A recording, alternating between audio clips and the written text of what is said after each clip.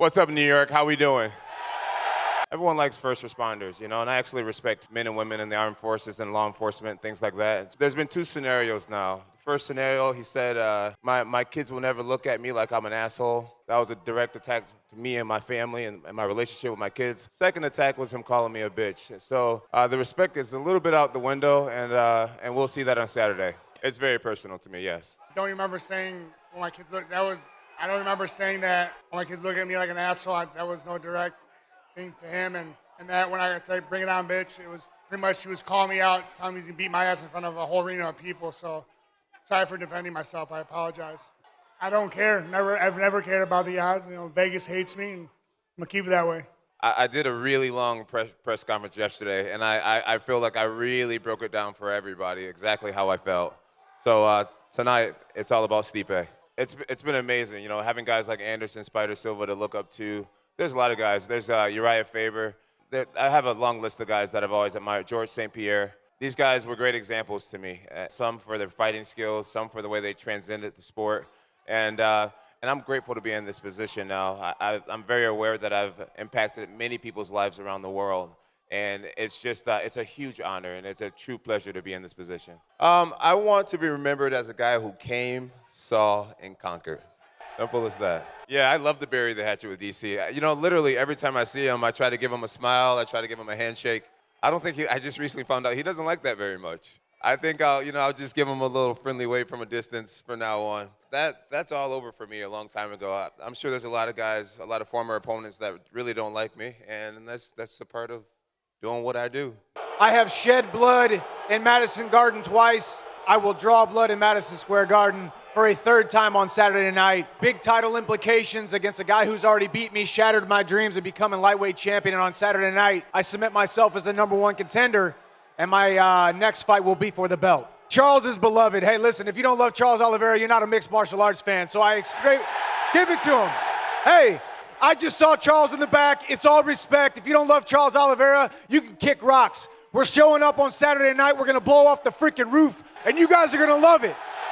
Almost does not count in this sport, and that's why we all absolutely love it. It doesn't matter how close you get unless you get the ref pulling you off inside the octagon. Charles came back. He proved not only to himself but to the entire world that he is a top contender. He was a champion for a reason, and he was a champion for a while. Now it's my turn. It's my time to avenge a loss, and on Saturday night... Aqui é sonho que eu estou vivendo. Eu sonhei em ser conhecido, eu sonhei em ser respeitado, e hoje eu estou vivendo um sonho. Eu sou muito grato por tudo isso que vem acontecendo na minha vida. Vocês são foda. Ele é um cara gigante, um cara família. Vai ser uma grande luta, vai ser uma guerra. Mas eu estou pronto para isso. Eu não ligo tira sangue. Vocês sabem a minha escola, chutebox, sangue a gente tira todos os dias. Eu estou pronto para a guerra. I've got absolutely no message for Conor McGregor. I'm 100% focused on Charles Oliveira. He can enjoy it from wherever he's enjoying it from.